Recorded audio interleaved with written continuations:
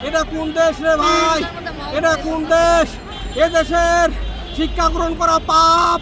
এদেশে শিক্ষা গ্রহণ করা কি পাপ? আমাদের কোন দেশ? আমাদের ভুটান নিয়েছিল পুলিশ পুলিশ পুলিশ পুলিশের কি কোনো রাইট আছে? মেয়েদেরকে হাঁটো আর বলেন এক ক্লাসে কিরকম আচরণ করা হচ্ছে আমাদের সাথে?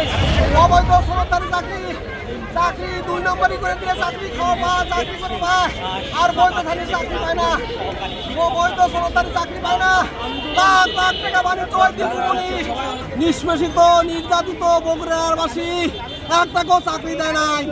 ওই শেখ হাসিনা দুর্নীতি করছে, ওই দীপুমণি দুর্নীতি করছে। আমি হাই স্কুল নিবন্ধন, কলেজ নিবন্ধন, আমার চাকরি নাই। আমি বগুড়া থেকে আমার চাকরি গেল কই? 60,000 জাল সনদে চাকরি পায়। জাল সনদেরা টাকার বিনিময়ে নিয়ে চাকরি করতে পায় আর বৈধ সনদ চাকরি পায় না। এটা কোন দেশ রে ভাই? এটা কোন দেশ? এদেশের শিক্ষা গ্রহণ করা পাপ। এদেশে শিক্ষা গ্রহণ করা কি পাপ?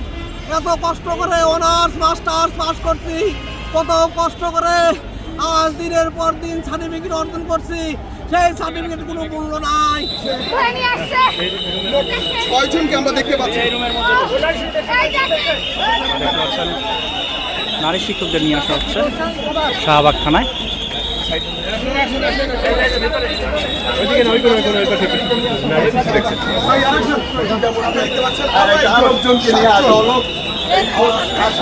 এই মুহূর্তে 7 জন নারী শিক্ষককে নিয়ে আসা হয়েছে। এর আগেও কয়েকজনকে নিয়ে আসা হয়েছে শাহবাগ থানায়।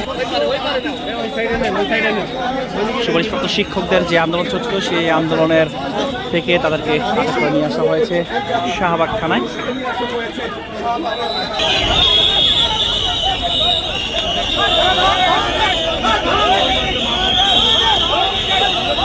আরও একজনকে নিয়ে আসা হয়েছে শাহবাগ থানায়, নিয়ে আসা হচ্ছে। আরও 2 জন আপনারা দেখতে পাচ্ছেন নারী শিক্ষকদের আটক করে নিয়ে আসা হচ্ছে শাহবাগ থানায়।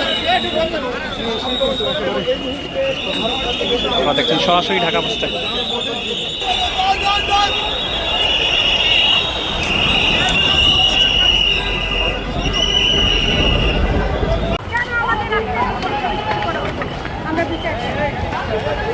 আপনারা মিডিয়ার মাধ্যমে প্রকাশ করুন, আমরা চাই আপনারা প্রকাশ করুন।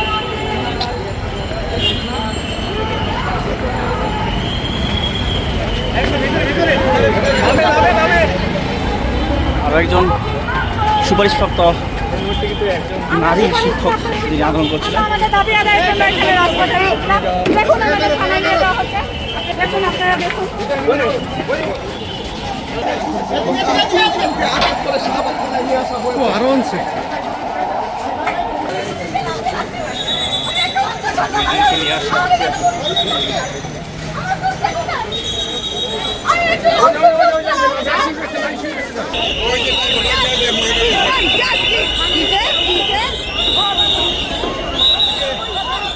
সরিয়ে দিয়েছে পুলিশ, দেখতে পাচ্ছি আমরা। এই